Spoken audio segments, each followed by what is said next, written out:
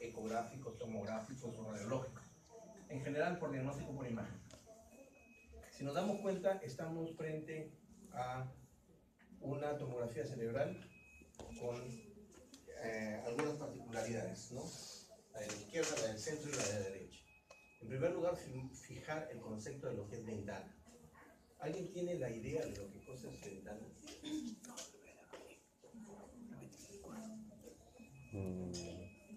¿Qué es ventana?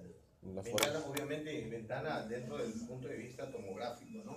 La forma en que ves el organismo, la forma en que ves, ¿qué cosa? Aquí en este caso el cráneo, pues, ¿no? El cerebro, lo puedes ver de manera coronal, en un corte coronal, en una ventana sagital. No, esa no es ventana. A lo que se enfoca más. Es un rango de unidades. A ver, vamos a escucharlo acá al doctor. Un rango de unidades que se limita para ver una estructura en sí muy amplia. Un rango de unidades que se limita para ver una estructura. ¿Qué estructura? Dependiendo si quiero en ventana ósea, tiene unas unidades. Ya. Bueno, vamos acercándonos por ahí. Un rango de unidades, más o menos un rango de unidades, pero no son unidades amplias. ¿Alguien más?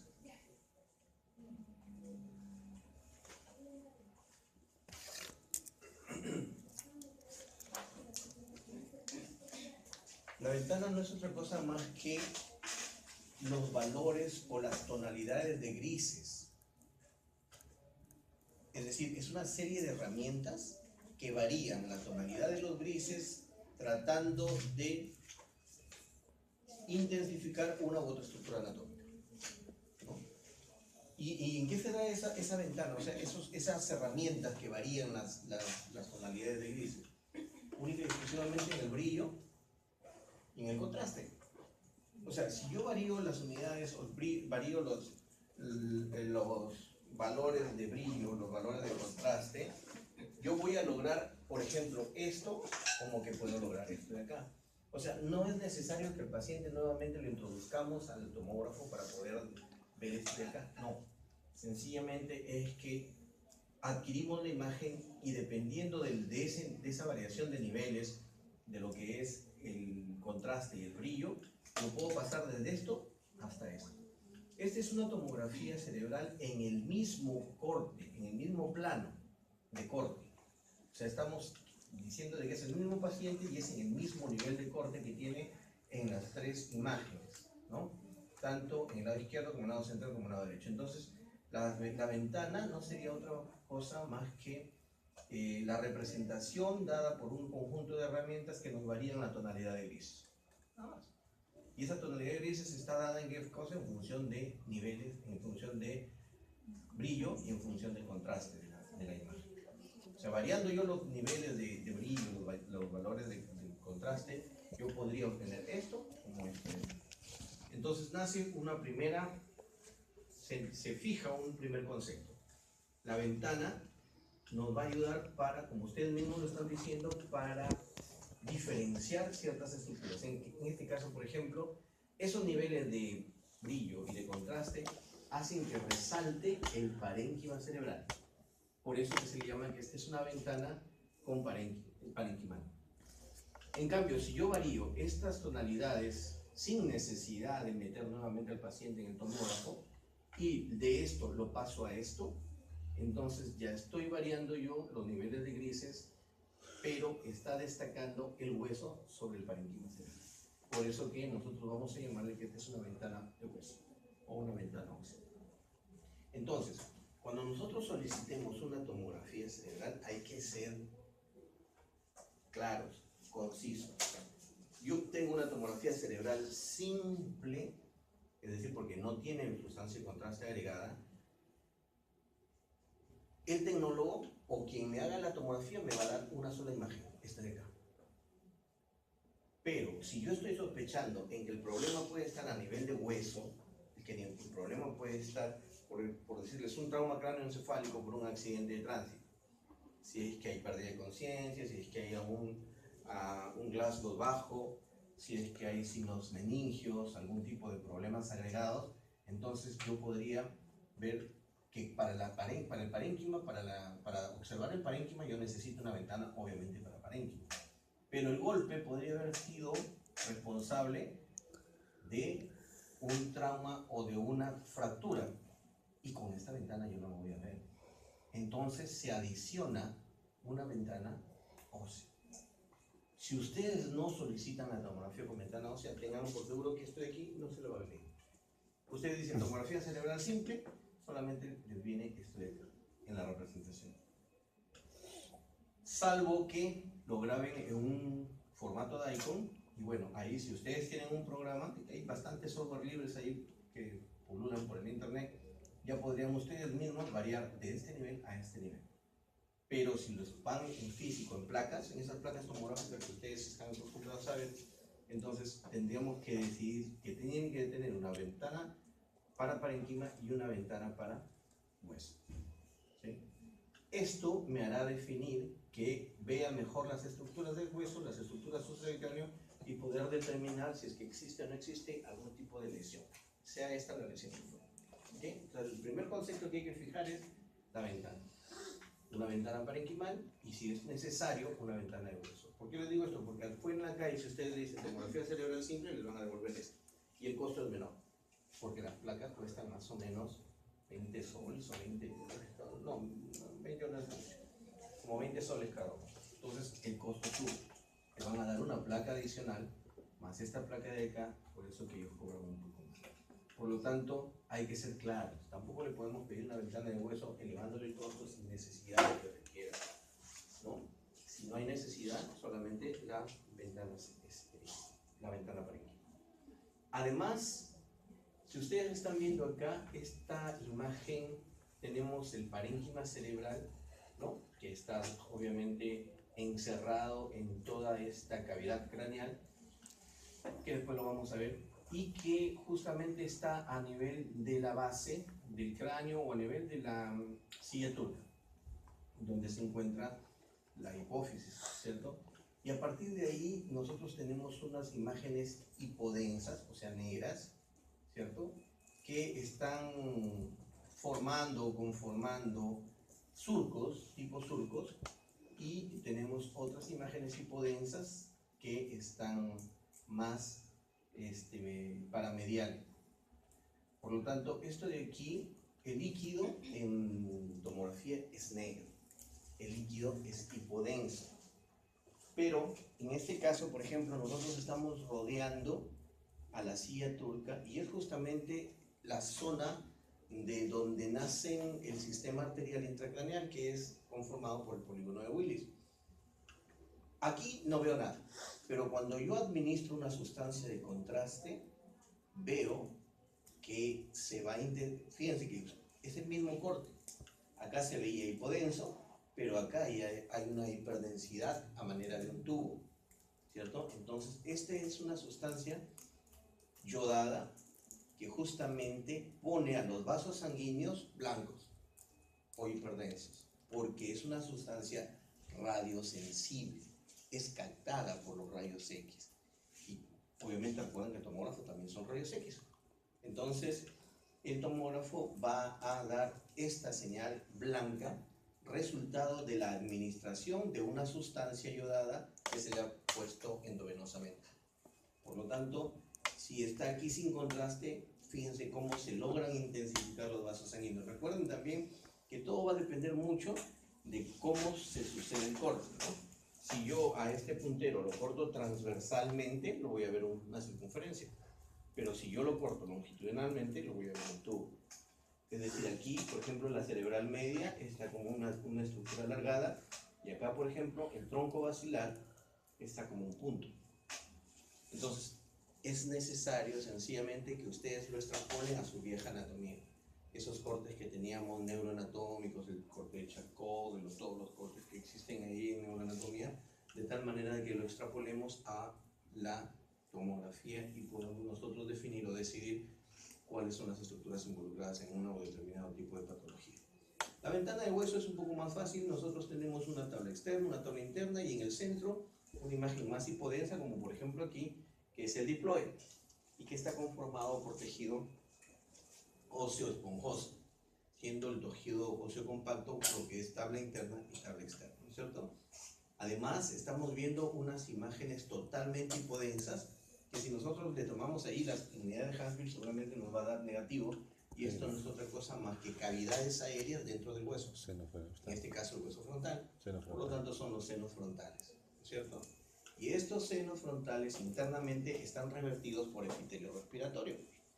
Ese epitelio respiratorio se va a distribuir por todas las cavidades y van a confluir en las cavidades nasales a través de los ostium o los meatos, ¿no? Meato superior, meato medio y meato inferior. Muy bien, entonces, un segundo concepto que yo me gustaría que fijaran, ¿no? Es, aparte de la ventana, cuando una lesión o cuando una estructura es intraaxial y cuando es extraaxial. Se llama intraaxial cuando cuando pertenece al parénquima cerebral, ¿ya? Y se llama extraaxial cuando la estructura no pertenece al parénquima cerebral. Entonces, desde ese punto de vista, una lesión intraaxial será dependiente del cerebro, pero una lesión extraaxial la podríamos encontrar en la meninge, por ejemplo. Un meningioma será extraaxial. O en los ventrículos, ¿no? Un quiste ventricular, un quiste de plexo coroideo, un quiste o una lesión neoformativa del plexo coroideo será extraaxial. Si encontramos en el cuarto ventrículo o por fuera, vamos a suponer que tengamos un macroadenoma o un microadenoma de la hipófisis, también será extraaxial. O sea, todo lo que no se encuentra en el cerebro es extraaxial. Eso nos va a hacer diferenciar muchas cosas, lesiones intraaxiales y lesiones extraaxiales, para que cuando ustedes vean un informe tomográfico ya más o menos se encuentran ubicados en qué cosa es lo que les quiere dar el radiólogo o la persona que está haciendo el informe respectivo. ¿Sí? Es un segundo concepto. Entonces, el primer concepto es ventana, el segundo concepto es lo que respecta a la terminología intraaxial, extraaxial. Otro de los conceptos que deberíamos fijar, y que justamente su compañero aludió a eso, pero no era lo que él estaba pensando, era la representación coronal, la representación axial y la representación sagital. Eso es una reconstrucción que hace el tomógrafo, ¿no? Nuevamente, el ejemplo característico. Si yo tengo un pan de molde, el pan de molde viene en tajadas, ¿cierto? Si el pan de molde yo lo reparto entre todos ustedes, bueno, una tajada va a ir para cada uno. Si yo quisiera reconstruir ese pan de molde, sencillamente agarro las tajadas y las vuelvo a superponer, las vuelvo a montar y nuevamente se vuelve el pan de molde así como su estado original. Lo mismo sucede acá. Cuando nosotros vemos esto, no solamente vemos ancho y largo, sino también vemos, o bueno, deberíamos suponer que no solamente hay dos dimensiones, sino tres dimensiones. ¿Cuál es la otra dimensión? El espesor. Cuando yo corto, lo corto como si fuera un pan de molde, lo corto como si fuera una jamonada. La jamonada puede que sean unas láminas finitas, ¿no? Pero sigue siendo un corte con ancho, con largo y con espesor. Igual acá. Cuando nosotros lo vemos, no solamente vemos esto de aquí es el resultado de un volumen de tejido. ¿Ya? Entonces, cuando el tomógrafo adquiere varios cortes, ¿sí? Corta, corta, corta, corta. Ahora en este tomógrafo, por ejemplo, a 128 cortes. En un solo disparo está dando 128 cortes tomográficos que pueden ser de 2 milímetros, de 1 milímetro, de 5 milímetros, de 10 milímetros. De 10 milímetros ya no se da. ¿Qué es lo que pasaba? Por ejemplo, si ustedes tienen un panetón y el panetón lo cortan de tal manera que agarran una tajada de, vamos a decirle, 10 centímetros. 10 centímetros, es una bonita tajada. Pero hay una pasa que mide 5 centímetros. Si la pasa se encuentra en el interior de esa tajada, ¿la veremos? No. igual sucedía antes. Yo podía tener lesiones de 2 milímetros, de 3 milímetros, pero ¿qué pasaba? Que le dábamos cortes de 10 milímetros cada 10 milímetros. ¿Qué significaba eso?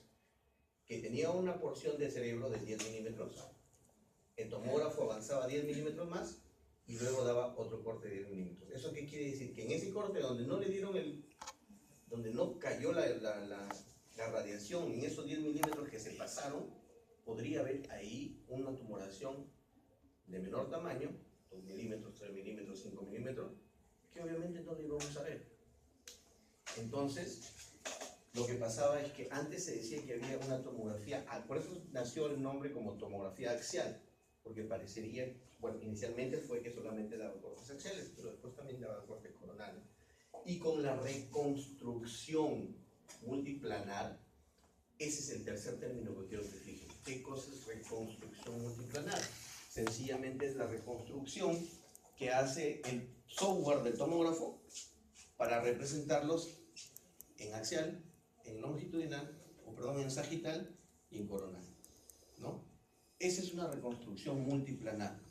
Los tomógrafos, el software del tomógrafo están perfectamente diseñados para hacer reconstrucciones y nos dan cortes axiales, como por ejemplo este de acá, pero también nos pueden dar cortes coronales o también nos pueden dar cortes sagitales, que es lo que decía su compañero, y no es eso en verdad, sino es reconstrucción multiplanar. Incluso ahora están tan avanzados los tomógrafos que no solamente dan reconstrucciones en planares, sino también oblicuos, incluso dan hasta reconstrucciones curvas. ¿Sí? El hecho es de que eso es lo que nosotros tenemos que tener en cuenta. Ustedes muchas veces van a leer el estudio tomográfico realizado con tanto y con reconstrucción multiplanar. Ya sabemos entonces por qué es una reconstrucción multiplanar. ¿Okay? Una cuarta terminología es el término supratensorial y el término infratensorial. Esto se debe exclusivamente a la tienda del cerebelo, ¿cierto? Todo lo que queda por arriba de la tienda del cerebelo serían estructuras supratentoriales y todo lo que queda por debajo de la tienda serían estructuras infratentoriales.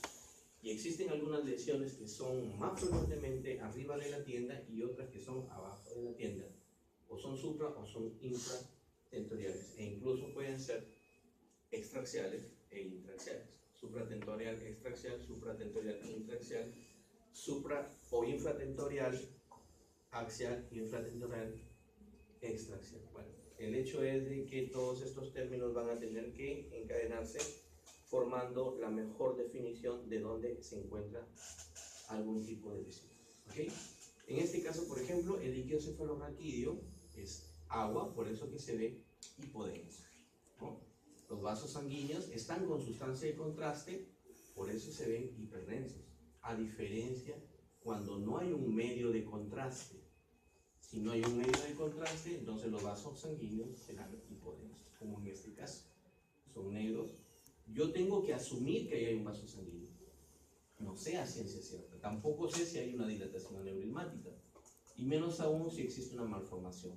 Por eso que cuando yo tengo la sospecha de que hay un problema circulatorio que tiene que ver con algún problema de circulación venoso, arterial, hay que ser claros en decir que sea una tomografía cerebral contrastada. Con tan solamente decir eso, está bien. Muy bien. Ahora, cuando nosotros tenemos sangre libre, por ejemplo, en un accidente cerebrovascular o una enfermedad cerebrovascular, un pico hipertensivo de una persona X puede hacer de que el vaso sanguíneo reciba más carga de lo que usualmente está acostumbrado, entonces el endotelio cede, se rompe porque ese flujo está incrementado. Al romperse, la sangre se extravasa, se cae, es decir, va hacia fuera del intravascular, va al extravascular. Entonces tenemos colecciones de sangre en el parénquima cerebral. O sea, es una hemorragia parenquimatosa, una hemorragia parenquimal. La sangre inicialmente es densa, es hiperdensa, o sea, va a ser blanca. Cuando yo sospeche en una enfermedad cerebrovascular hemorrágica, no debo utilizar sustancia de contraste. ¿Ok? Cuando hay sospecha de que el problema puede ser por una rotura de vaso sanguíneo, por una rotura de una arteria y que ha sangrado el paciente dando una enfermedad vascular cerebral hemorrágica, yo no debo pedirle con sustancia de contraste. ¿Por qué? Porque es obvio, pues, ¿no es cierto? Porque en la sangre es hiperdensa y el medio de contraste también es hiperdenso. Entonces podemos falsear resultados, podemos sesgar o podemos interpretar de una manera errónea lo que seguramente, por ejemplo, esto de acá, ¿no? Vamos a suponer esta cosita de acá que se está intensificando. Yo podría decir que esto es un sangrado, pero no, no es un sangrado porque está con medio de contraste y aquí no había. Entonces siempre hay que ir comparando el antes y el después. El antes del contraste y el después del contraste. Aquí no había mayor problema y aquí sí. Se ha intensificado una estructura vascular por la administración de contraste que está en esta zona cuando no tenía contraste. Por lo tanto, yo le atribuyo que esto debe ser un vaso sanguíneo porque ahí está discurriendo la sustancia que le hemos administrado. Pero si es que esto de acá lo hubiéramos visto en una tomografía sin sustancia de contraste, yo podría atribuir que es sangre libre en el parénquima cerebral. ¿Ok? Por eso, como corolario, jamás utilicen medio de contraste en la sospecha de un ACV hemorrágico. ¿Ya? Muy bien. Listo, entonces, 4 términos ahí, la quicosis ventana, quicosis reconstrucción multiplanar, lo que es el término extraxial e intraxial, ¿cierto? Supratentorial, infratentorial. Muy bien. Y finalmente puedes recordar siempre de que los espacios, los surcos intercerebrales, fíjense ustedes, aquí hay surcos, ¿no? ¿Recuerdan ustedes los dobleces, los surcos que hacen, los giros que hace el parénquima cerebral? Sí, son unos giros como que fueran unos gusanos y se meten y se vuelven a salir, pero al interior de estos surcos quedan espacios. Y esos espacios están bañados por líquido cefalorraquídeo. Además, existen algunos espacios, como por ejemplo estos de acá o todo esto de acá alrededor de la región celular, que también tienen líquido cefalorraquídeo. Esas colecciones, esos espacios rellenados por líquido cefalorraquídeo toman el nombre de cisternas. Y hay bastantes cisternas, ¿no? La cisterna más conocida es la cisterna magna, ¿sí? Pero también existen las cisternas, son supracelares, las perimesencefálicas, las mesencefálicas. Hay bastantes cisternas, tanto a nivel supratentorial como a nivel infratentorial, y eso lo podrían revisar después con la anatomía. Muy bien, entonces las cisternas son espacios donde se van a acumular líquido cefalorraquídeo, donde están presentes líquido cefalorraquídeo, y cuando hay un sangrado en la cisterna o en el surco, ese espacio es subaracnoideo, ¿no? Si ustedes ya han llevado semiología del sistema nervioso, unos signos de la rigidez de nuca, los signos meningios es rigidez de nuca, ¿no? El signo del kern, ¿no? Bueno, entonces, eso aunado a unas, por ejemplo, vamos a suponer que esto no tenga contraste. Esto estaría representando surcos intercerebrales que se han rellenado de sangre.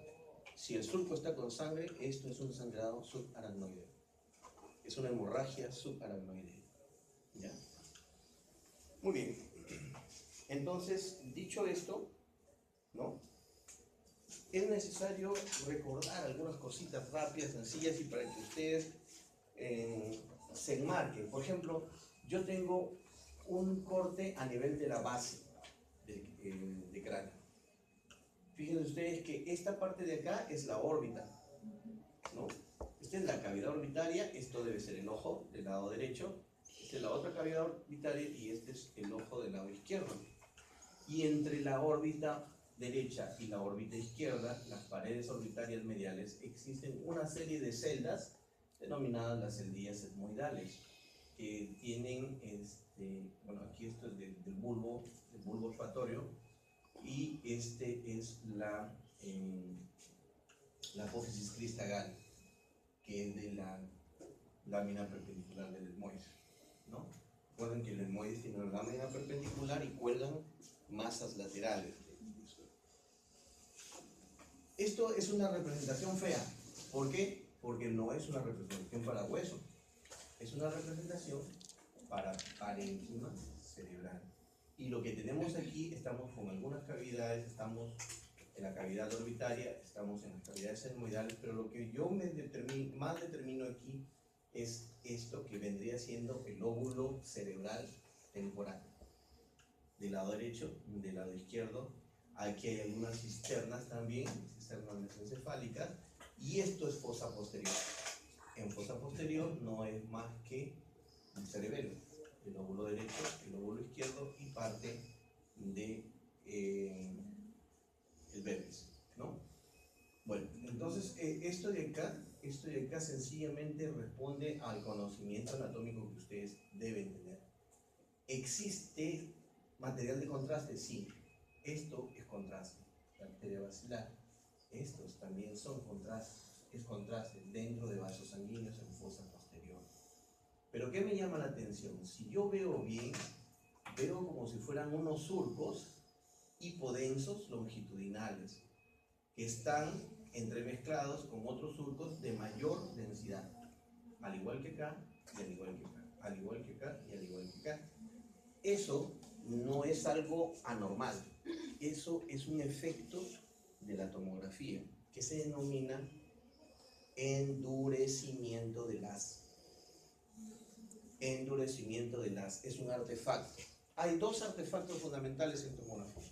Uno, el que les estoy explicando, endurecimiento del haz. ¿Y cómo se explica? A ver, si yo tengo que el punto rojo es mi rayo, el rayo que... Recuerden ustedes que cuando lo metemos al gantry, el gantry gira alrededor del cuerpo humano y va irradiando con rayos X todo el contorno. Entonces vamos a suponer que aquí entró un rayo X y encontró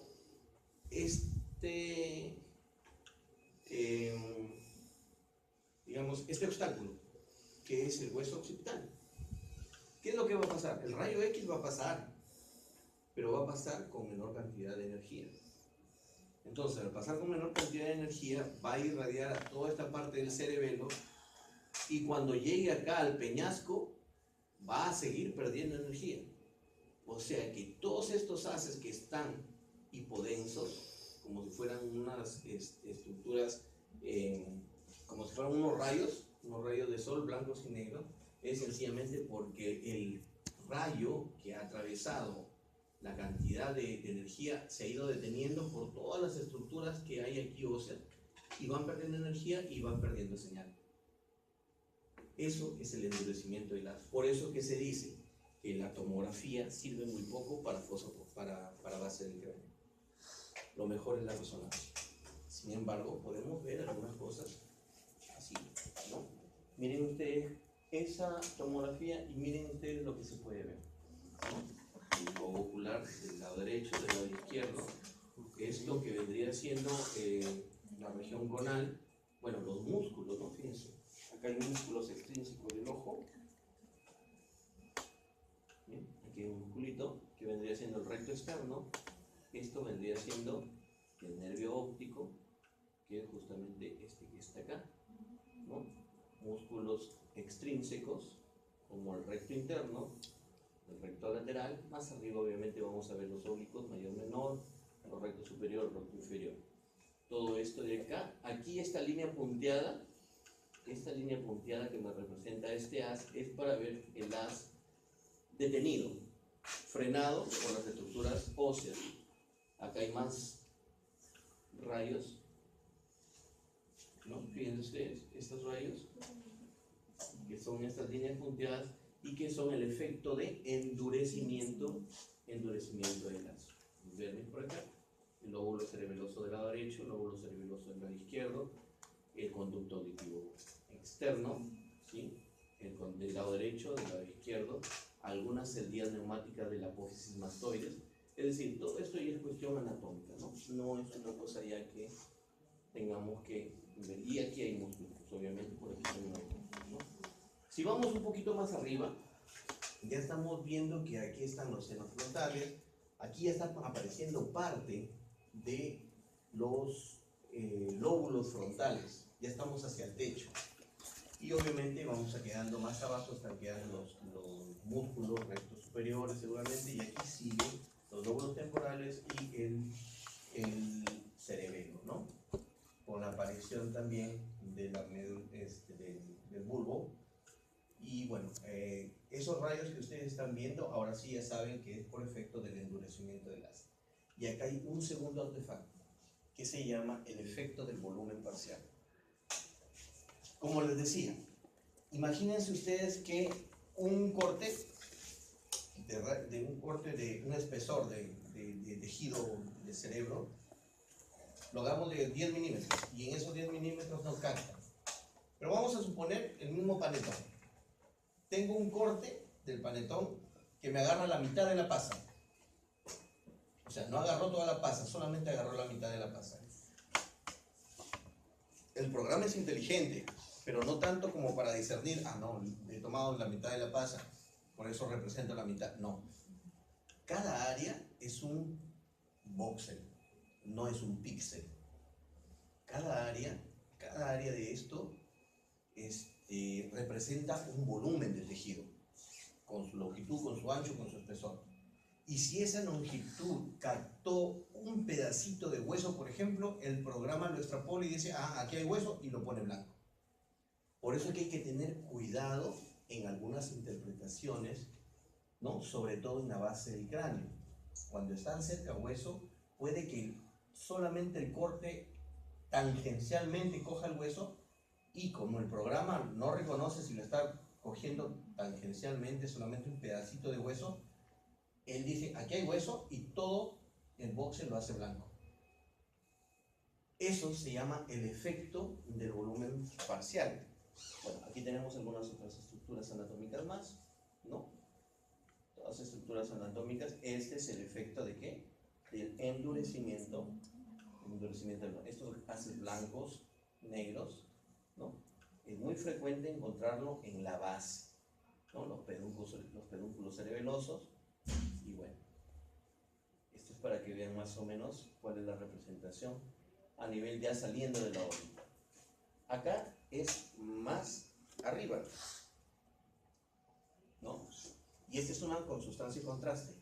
Y aquí, por ejemplo, estamos viendo estas imágenes hiperdensas, blancas, que podríamos nosotros, para quien recién está empezando, decir, bueno, si ha tenido un golpe y justamente sale eso, eso es sangre. Y no, eso no es sangre. ¿Eso qué cosa sería? Sería un pedacito de hueso que el corte lo agarró tangencialmente y que el programa lo reconstruye y lo toma todo el boxer. Porque él no discierne, ¿no? Él capta esos tipos de valores y todo le da un color. Igual acá. Esto podrían ser pequeñas imágenes puntiformes de sangrado parenquimatoso, sangrado parenquimal. Lo que nosotros le llamamos una contusión hemorrágica. Pero no es contusión hemorrágica porque estamos saliendo del hueso. Es muy probable que el corte lo esté tomando tangencialmente al hueso que está quedando en el techo de la órbita. Hay que tener mucho cuidado en la interpretación de estas imágenes y es que estar bien seguros, muy seguros, si es que no le pertenece al hueso que está quedando debajo o si es que le pertenecen a focos de hemorragia. Esto, como lo repito, es una tomografía contrastada. ¿Por qué? Porque aquí hay vasos sanguíneos que están siendo resaltados. Fíjense las cisternas pericelares alrededor de la silla turca, ¿no? Y esta es la arteria basilar. Entonces, el segundo artefacto que nosotros tenemos que reconocer es el efecto del volumen parcial. Miren ustedes, aquí es donde les da un asterisco, y ese asterisco es justamente lo que les estoy contando sobre el efecto del volumen parcial, este de aquí, ¿no? Que podría ser un foco hemorrágico y no es otra cosa, lo marca con asterisco, más que volumen parcial. Es decir, el hueso del cual nos estamos saliendo, estamos yendo más allá. Bueno, el resto es anatomía.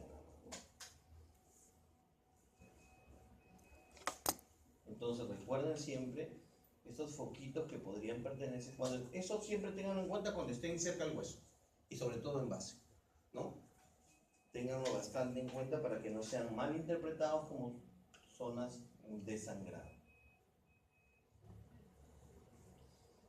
Aquí ya salimos, es más arriba, y aquí sí puedo explicar yo lo que es una terminología más, el término cortical y el término subcortical, ¿cierto?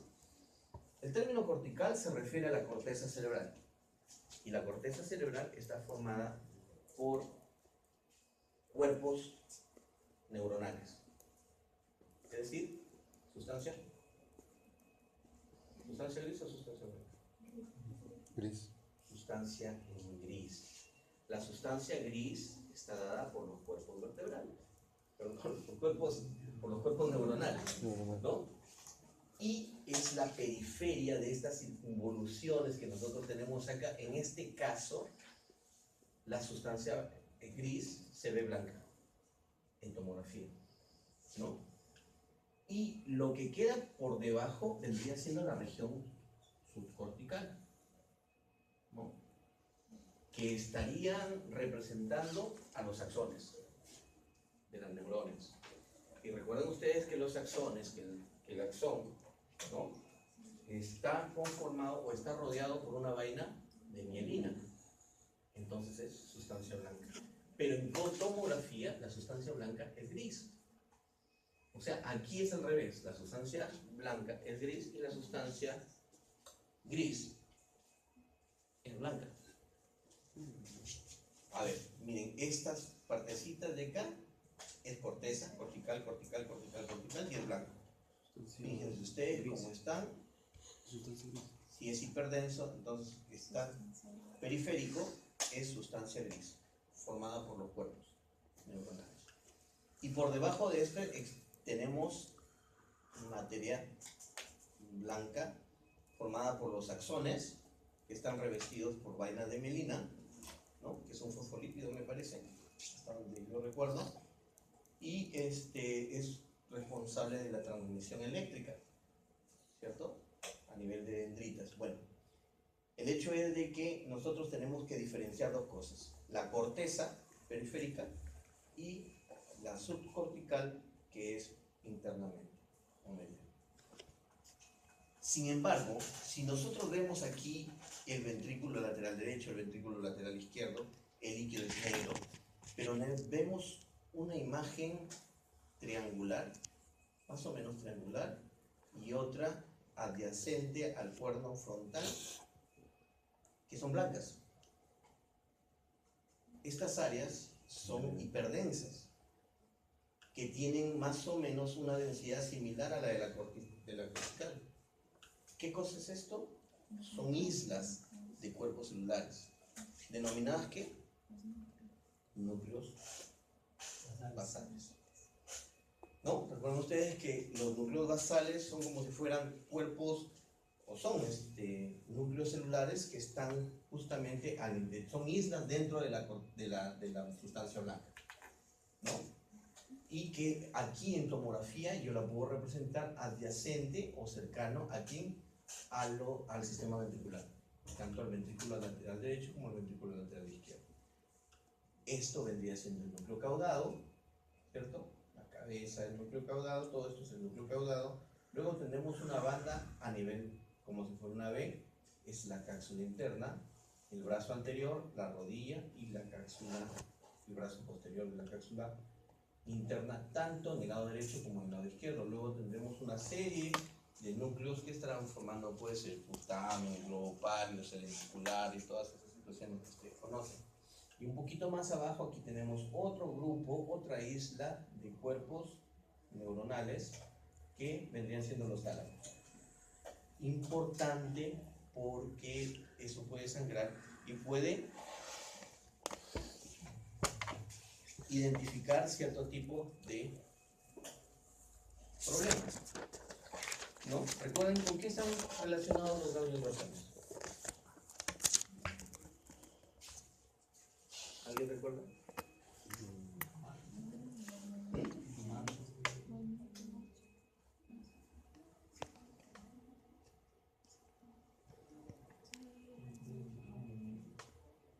ya, no tanto como movimiento, sino con cuestión de posición, de orientación, ¿no? Conjuntamente con el oído interno, que es equilibrio. Entonces, algunas veces los cuerpos, hay sangrados a nivel de los núcleos basales y obviamente el paciente se muestra mareado, con síndrome vertiginoso, que no solamente puede ser del cerebelo, sino también puede ser por sangrado a nivel del cuerpo. Y aparte la otra cosa es la que está relacionada también con la sensibilidad protopática, la sensibilidad gruesa, esa sensibilidad no muy indefinida, ¿no? Porque hay una sensibilidad fina y una sensibilidad protopática. Y también tienen que ver algunos con los islotes estos del cuerpo que están dentro de la sustancia oral. Bueno, eso es fisiología, ¿no? El hecho es de que esto nos sirve para qué, justamente para hacer esa unidad clínica. Si viene un paciente y no puede hablar, es lógico que el área de Broca puede estar mal, es el área del lenguaje, ¿no? Si viene un paciente y está con problemas visuales, seguramente es el área 18, una cisura calcarina en el lóbulo occipital. O sea, todo lo que ustedes estudiaron en algún momento les va a servir para hacer esa unidad anatómica funcional, patológica. Por eso es que tienen ustedes que ir siempre refrescando su anatomía y su fisiología, sobre todo en lo que es imágenes. Muy bien, entonces aquí existen otras imágenes hiperdensas y estas son imágenes denominadas calcificaciones, y las calcificaciones son fisiológicas o patológicas. Fíjense ustedes, aquí tenemos, esto es sustancia de contraste, o sea, los vasos sanguíneos con sustancia de contraste, pero lo que sucede en la glándula pineal y en los plexos coroideos es calcificación. O sea, los plexos coroideos se calcifican conforme se avanza en la edad. Y también hay una serie de calcificaciones intracraneales que seguramente lo han hecho en la clase correspondiente, ¿no? La glándula pineal o la epífisis se calcifica, los plexos coroideos se calcifican, la glándula hipófisis se calcifica, la avénula se calcifica, la aorta del cerebro se calcifica, y también se calcifican los ganglios basales. Pero cuando estos ganglios basales están ya muy calcificados de una manera grosera, ya adoptan otro tipo, una patología que seguramente ya lo van a estudiar posteriormente. El hecho es de que nosotros no debemos detenernos frente a estas grandes hiperdensidades. Esto representa la pineal y esto representa los plexos coroideos dentro de los ventrículos laterales en sus astas occipitales calcificados, y este de aquí vendría siendo la aorta del cerebro también calcificada, ¿no? Bien, entonces tenemos calcificaciones que son del tipo de las calcificaciones fisiológicas, ¿ya? Las calcificaciones fisiológicas. Vamos a ver algún otro corte por acá. Bueno, estos son cortes más gruesos. Y en estos cortes más gruesos, fíjense ustedes, se ve mucho mejor, o más groseramente, digamos, más groseramente, estos haces hipodensos negros que suceden justamente a través de esta estructura ósea, de este accidente que se llama la protuberancia occipital interna, ¿cierto? El rayo no puede atravesar todo, pierde energía y ya lo atraviesa más débilmente, por eso que cuando se reconstruye se hace como una banda negra o hipodensa. Esto es endurecimiento del ácido. Y esto sucede sobre todo en la base, pero han visto ustedes en los anteriores, ¿no? Aquí es muy notorio ya. Aquí es bastante notorio. Pero el multicorte ha venido un poquito a atenuar este efecto o este artefacto que siempre se puede dar. Muy bien, entonces aquí tenemos dos cortes diferentes, uno a nivel de los peñascos y otro un poco más arriba, ya saliendo de los peñascos porque no se ve el techo de las órbitas, ¿no es cierto? Acá incluso esto de acá podría ser volumen parcial, que no se ve acá. El hecho es de que, bueno, aquí ya tenemos, por ejemplo, el tronco y las cisternas peritronculares o perimesencefálicas. Este es el vérnix, el derecho, el lóbulo cerebroso derecho, el lóbulo cerebroso izquierdo, en una tomografía. Cuidado con esta banda. ¿Qué sería esta banda? esta banda blanca, aquí hay también una banda blanca, acá hay una banda negra. Todo eso es por endurecimiento de las, ¿ya? Y fíjense ustedes, cuando yo tengo una imagen así y le aplico sustancia de contraste, miren lo que va a pasar. La sustancia de contraste intensifica las estructuras vasculares que forman parte del polígono de Willis y podemos identificar algunas estructuras como la cerebral media, la comunicante anterior, las cerebrales anteriores, las comunicantes posteriores y las cerebelosas anteriores. Esta es una tomografía ya más arriba, en donde tenemos una línea media, que es la línea interhemisférica, y donde está la hoz del cerebro. Recuerden que la hoz es perpendicular, ¿cierto? Y separa al cerebro en dos hemisferios, el hemisferio cerebral derecho y el hemisferio cerebral izquierdo. Aquí se ve mucho mejor esta hiperdensidad como giros, que sencillamente es la sustancia gris. Y dentro, más internamente, esto de acá vendría siendo la sustancia blanca. Esto es efecto de volumen parcial. ¿Por qué? Porque aquí más o menos agarrado un cachito de lo que es el sistema ventricular del lado derecho. O sea, este es el ventrículo lateral del lado derecho. Que si nosotros seguimos bajando, va a aparecer. Por eso que hay que tener cuidado en la interpretación, porque muchas veces, como ya lo vamos a ver después en la próxima sesión, podrían representar eventos isquémicos o focos de isquemia cerebral. Bueno, un poco más abajo. Y una cosa importante aquí es justamente lo que les decía, ¿no? Imagínense, esto de acá es una ventana de parénquima, pero yo puedo variar esos niveles de brillo y contraste. Cuando yo varío el brillo y el contraste, en este mismo corte me va a mejorar las estructuras que están representando a los plexos coroideos. ¿Esto de aquí qué sería? Perdón, los ventrículos laterales. Y esto sería Plexos coroideos. plexos coroideos, pero ya calcificados. Muy bien, la pineal también se ve aquí, calcificada. Pero ojo, si yo tuviera una pineal calcificada mayor de 10 milímetros, eso ya es patológico.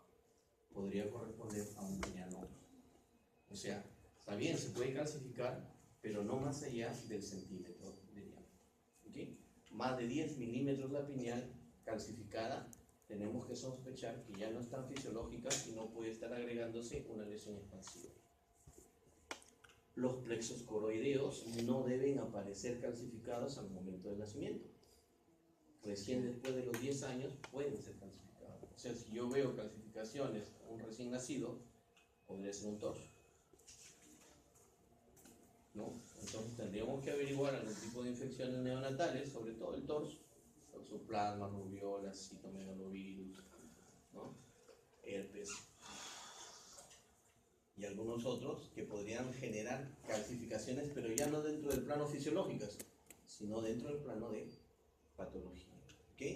Muy bien, entonces hay que tener cuidado con la pineal si va más allá de 10 milímetros y hay que tener cuidado con los plexos coroideos que si están calcificados en edades muy tempranas, también son patológicas. Bueno, ahí están los cortes, ¿no? Si yo varío la ventana, me va a generar mejor aquí lo pongo un poquito como menos brillo, más contraste a lo mejor, y me mejora la visualización de estas estructuras. Justamente esto sería el techo del ventrículo, ¿no? Que está agarrando un cachito de ventrículo. Este es efecto de volumen parcial. No hay que malinterpretarlo. Acá, por ejemplo, acá tenemos calcificaciones, y calcificaciones bien groseras. El plexo coroideo del lado derecho, el plexo coroideo del lado izquierdo, la pineal, y por delante de la pineal hay otra calcificación más. Eso también es fisiológico. ¿Quién es? La vénula. La vénula está por delante de la pineal. ¿Y qué más hay aquí? Hay esto de aquí. ¿Qué son esos? Esos son los ganglios basales. Son calcificaciones fisiológicas. Todo esto es una serie de calcificaciones fisiológicas. En el lado de la derecha, ¿quién más está? Están los ganglios calcificados, los ganglios basales calcificados, están los plexos corrideos derecho y izquierdo calcificados. Aquí estamos más arriba de la pineal está más o menos a nivel del cabum pelúcido, ¿no? Ya no vemos pineal, pero sí todavía seguimos viendo algunas calcificaciones puntiformes de los ganglios basales. Y aquí aparece otra calcificación, que es esta de acá, que es justamente la calcificación de la inserción de la hoz del cerebro en la apófisis cristal, ¿no? Recuerden ustedes que también por ahí está el seno longitudinal superior, que recorre todo la línea interhemisférica, va hacia atrás y recibe a nivel de la prensa del ófilo a todos los demás senos, todos los senos venosos, ¿no? A nivel de la protuberancia occipital interna, que está más abajo que esto. Ahí llegan todos los senos venosos, desembocan todos los senos venosos en lo que se denomina la prensa del ófilo. Muy bien, ahí hay calcificaciones fisiológicas. Listo. En este corte, por ejemplo, tenemos acá la pineal calcificada, plexo corrideo calcificado. Pero, ¿cuál es la característica o cuál es la diferencia con este plexo corrideo? Que el centro permanece hipodenso. Entonces, pueden ser calcificaciones parciales o en este caso también podrían ser quistes de los plexos corrideos, porque el quiste es hipodenso. Entonces, yo podría hacer una disquisición, pero es difícil que sean quistes en los dos lados. Puede ser, pero en este caso posiblemente ya se ha comenzado a calcificar periféricamente, ¿no?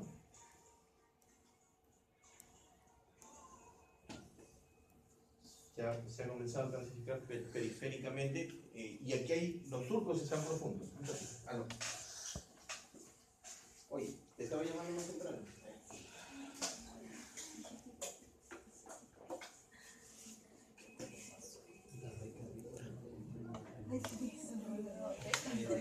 Ahí te ibas a caer. Dormí Estabas llegado hasta acá. y luego me despertaba. Y luego Y volví. se despertaba a escribir. Sí, claro, él escribía. Pero sí, escribía, escrito, mira, no puedo creer ¿Y qué que... has escrito? No sé, Yo a veces no sé lo que escribo. pero por ahí escribe algo, pero sí escrito. Sí, yo también con el Porque que yo- estoy escribo y luego digo. Hasta aquí me quedé y luego todo esto de acá lo he escrito. Lo escucho, lo escribo. Que dice sangre es hiperdensa con ruptura. ¿Qué miércoles habrá escrito?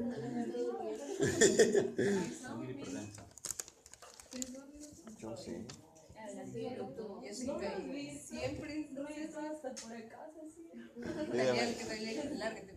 No, me da pena que se caiga. Talía, me volvió a escribir. No, es que tengo que grabar. Camila, ¿qué dice que eres profesor de rapero o donde sea? Camila, Camila, ¿qué dice la profesora? ¿Qué haces tú estás haciendo? No me hace profesora porque nadie me va a aguantar. Por dos.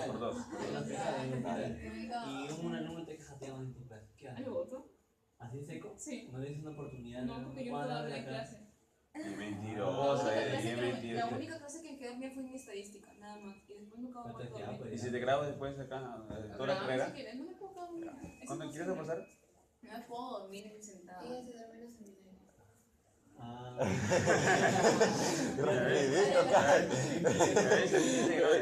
Casi no me duermo. Ah.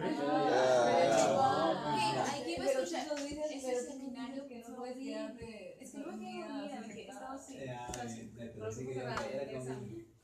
Ya ves, platicando conmigo. Pero solamente ese seminario. Está. Ya no se mete. ¿En cuál seminario? Fue horrible ese seminario. Esta ola se me hace dormir. Siempre me ha hecho dormir. Toda la vida. Entonces van 2 veces que ando dormida. Todo. ¿Sabes? No sé cómo pausar este video. ¿Ha llegado o no ha llegado? No. ¿Sigue grabando, no? ¿Sí? Ah, no, pero ¿Cuál día hemos tenido? La esta, ¿no? Sí. Está de viaje, ¿no? ¿Y el doctor Rodríguez? Yo creo que todavía nos ha hecho irse. O sea, nos ha hecho irse. ¿Alguien sabe ¿Me cómo? está rotando el video? ¿Cómo puedo Como nos dijo, yo sí voy a llegar. No Si llega. no lo llama, no deja de esperar. ¿Qué es eso que lo conectas? Ah, es mi cargador. ¿Qué tiene dentro tu portátil? ¿Tú lo has conectado? Te cuido, no. Sí, yo también. Yo también he dibujado la parte de acá. Y ¿Cuánto de acá costó? ya no sé. Ah, ¿te has conectado? Y me han regalado. Para que se despierte el grandote. ¿Quién? ¿Quién? Se raya, mira, yo iba a ganar, mira. Me faltaba la Hasta 3 en raya hemos jugado. Creo que después de marzo me da sueño. Yo no he almorzado. Yo tampoco. Yo escribí a Manuel y darme caminando. Me ayudó a caminar. Para que venga a comprar. Entonces, Está bien que camines para que flaques. por eso también camino.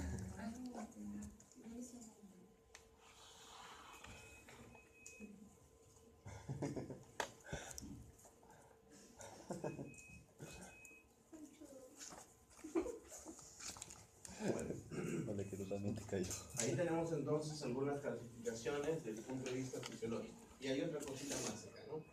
En este caso, por ejemplo, estos valles silvianos, estos surcos intercerebrales están muy profundos. ¿Eso qué quiere decir? Con la vejez, con la senectud, el cerebro se está arrugando. Recuerden ustedes que el cráneo es inelástico, o sea, no puede, si llena por ejemplo la cavidad pleural, bueno, pueden haber una ampliación. Si llena el abdomen de líquido, hay ascitis, igual también, pero comienza a crecer algo, o hay una extravasación sanguínea, el cráneo no se dilata.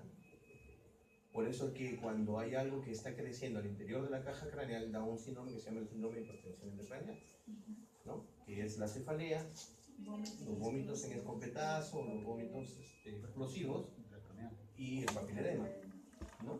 Que es más o menos se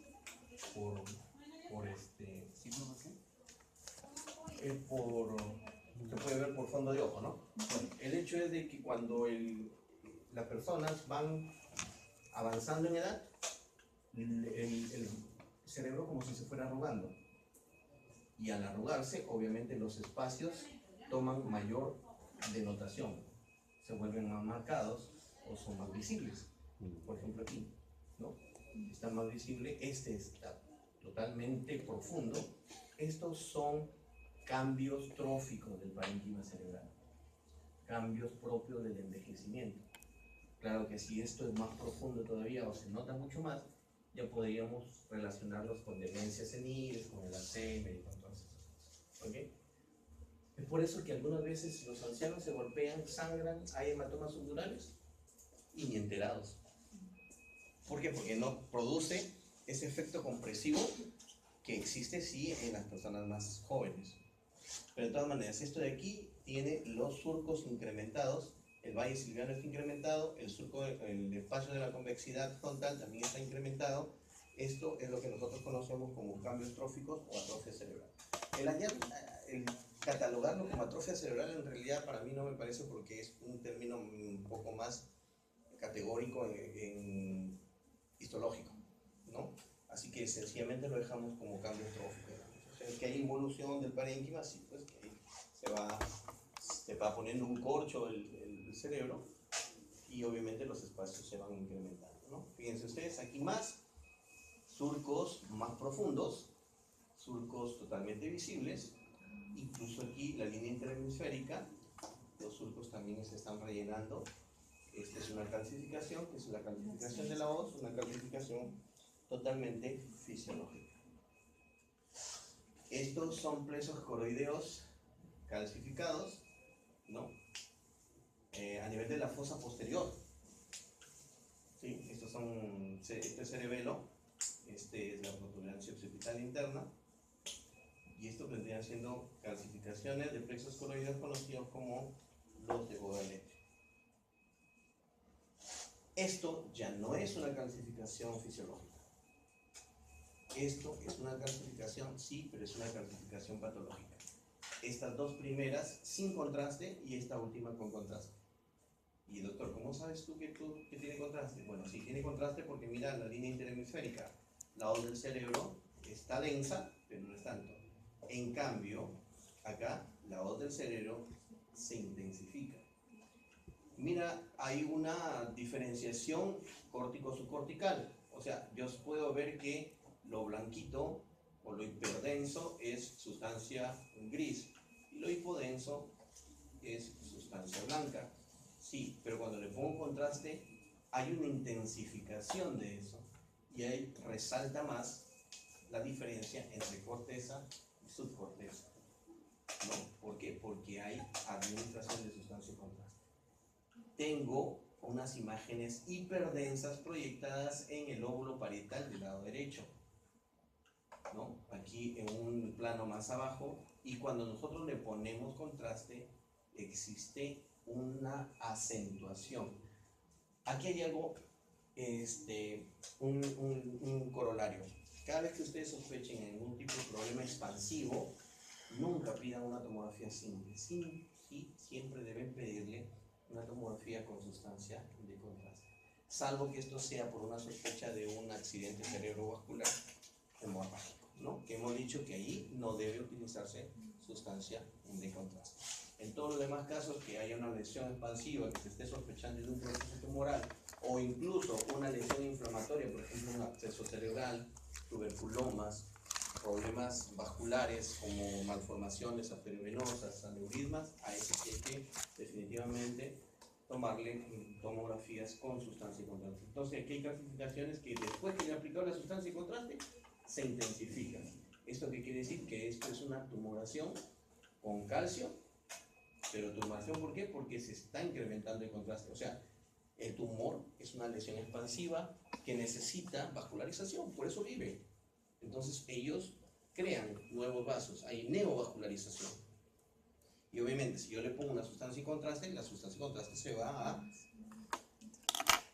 dispersar por todas las estructuras que contengan un aporte sanguíneo. Si esto tiene aporte sanguíneo, obviamente se va a intensificar. ¿Ok? Muy bien, seguimos.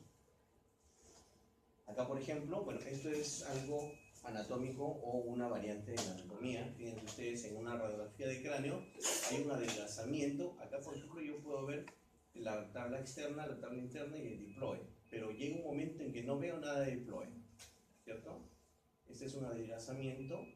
Aquí está el diploe hipodenso, la tabla externa, la tabla interna y un adelgazamiento que es una variante anatómica. No hay mayor problema y es bilateral. No es que algo esté sucediendo ahí, sino sencillamente es una anatomía, es una variante de la anatomía. Acá, por ejemplo, ¿qué nos llama la atención? Que estas flechas rojas huecas, ¿cierto? Están señalando el inicio de una irregularidad. Esto obviamente no nos va a dar mucha luz de lo que está pasando. ¿Por qué? Porque es una ventana para parénquima. Y lo que está pasando, yo estoy viendo que estas tablas, que este hueso está muy grueso, muy denso, y que para la región frontal se vuelve rugoso, lobulado, polilobulado y más grueso. Entonces aquí sí yo tendría que pedir o solicitar o hacerle una proyección una reconstrucción con una ventana de hueso. Al hacerle la ventana de hueso obtengo esto, ¿sí? Donde el parénquima cerebral nos vamos a desaparecer. Este hueso está bien, tabla interna, diploe, tabla externa, pero a partir de acá comienza a engrosarse de una manera lobulada, irregular y más gruesa que lo usual. Esto también es una variante que sobre todo es a nivel de los ancianitos y que se le llama hiperostosis, o microstosis cortical o microstosis, hiperostosis frontal.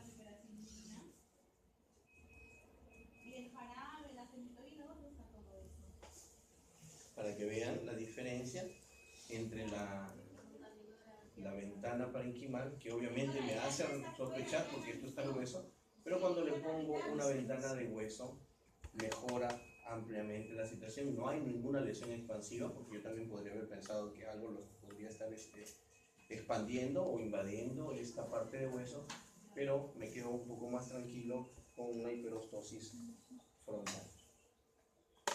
Aquí, por ejemplo, tenemos el techo de la órbita, ¿sí? Este debería ser, es el seno frontal del lado derecho, pero no tengo el seno frontal del lado izquierdo. Y tengo una gran formación a nivel del techo de la órbita con un patrón en vidrio deslustrado. La tabla externa está bien, la tabla interna está bien, el diploide está bien. Esto sería la región del hueso parietal, ¿no? Pero aquí se ensancha, no como en la otra, en la anterior. Totalmente se ensancha y hay una proliferación de este tejido. Esto es una displasia fibrosa, ¿no? Que ya no es normal, que es absolutamente patológica y que va a necesitar o va a requerir de algún tratamiento en especial.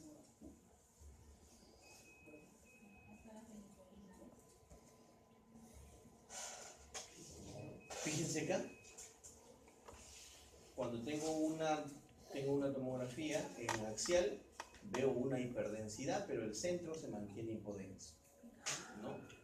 Le hago una reconstrucción multiplanar en coronal y veo que esto que estoy observando acá es sencillamente un ensanchamiento de una estructura vascular que podría ser una trombosis, un aneurisma trombosado, ¿no? Para esto se haría necesario sustancia de contraste. Esto está sin sustancia de contraste, pero ya esto es bastante grosero, muy ancho, un aneurisma a nivel intracraneal, ¿no? Que estaríamos viéndolo o observándolo en una tomografía simple. Ya cuando le saquemos una tomografía con sustancia y contraste, seguramente va a resaltar de una manera mejor, o una radiografía cerebral. Acá hay dos ejemplos de algo que es también totalmente patológico. Fíjense ustedes, así se representa en el hemisferio izquierdo lo normal, pero el hemisferio derecho es totalmente asimétrico. ¿Por qué? Porque las circunvoluciones, los surcos intercerebrales, es como si fuera de un viejito. O sea, en el lado derecho, en el hemisferio derecho es de un viejo y en el hemisferio izquierdo está bien. Y este es un paciente joven, un paciente bastante joven, es un niño, una criatura, ¿no? Y aparte existen algunas hiperdensidades subcorticales. No es en la corteza, es subcortical, debajo de la corteza. Entonces, ¿yo qué pienso aquí? Que hay una atrofia del cerebro. Y esa atrofia está llevando a que el cerebro se retraiga, y eso lógico suponer de que el líquido cefalorraquídeo se va a incrementar. Por eso que está bañando eso. Aparte de eso, tenemos gruesas calcificaciones. Son dos pacientes diferentes, ¿ya? Dos pacientes distintos. Aquí hay depósitos cálcicos, hiperdensidades de calcio, y esto no es más que una atrofia focal, porque no todo el cerebro está atrofiado, solamente la parte frontal o frontoparietal. Entonces hay un foco que se está atrofiando, es una atrofia focal más calcificaciones que son parte de un síndrome que se llama el síndrome de Sturge-Weber, ¿no? Con calcificaciones distróficas más una atrofia focal frontal o frontoparietal. Este de aquí es un caso más notorio. El lóbulo cerebral está totalmente retraído y hay calcificación tanto a nivel de la corteza como a nivel subcortical. Esto no ha recibido sustancia de contraste, síndrome de Sturge-Weber. Entonces recuerden ustedes que hay calcificaciones fisiológicas y hay calcificaciones patológicas. Esta tomografía de frente nos jala unos puntos hiperdensos, cálcicos, proyectados sobre el parénquima cerebral. O sea, son intraaxiales aparentemente, ¿no? Son intraaxiales que no son otra cosa más que calcificaciones residuales a una neurocisticercosis. Que seguramente cuando hablemos de cisticercosis en la clase correspondiente o en el seminario lo van a ahondar. Fíjense, calcificación aquí, calcificación. Estas ya son calcificaciones patológicas originadas por problemas residuales de una neurocisticercosis en esta fase. Esto es un hemangioma de cráneo. ¿Dónde está el problema? Acá, ¿no? En el hueso frontal hay una lesión insuflante, una lesión que está expandiendo el hueso y está adelgazando la cortical. En algún momento esa cortical se va a romper y hay como si fueran unas espiculaciones, ¿no? Que podría ser una metástasis de hueso, ¿no? Y también podría ser una lesión expansiva primaria. Aquí está en un detalle más grande, fíjense ustedes, ¿no? También podría ser un hemangioma.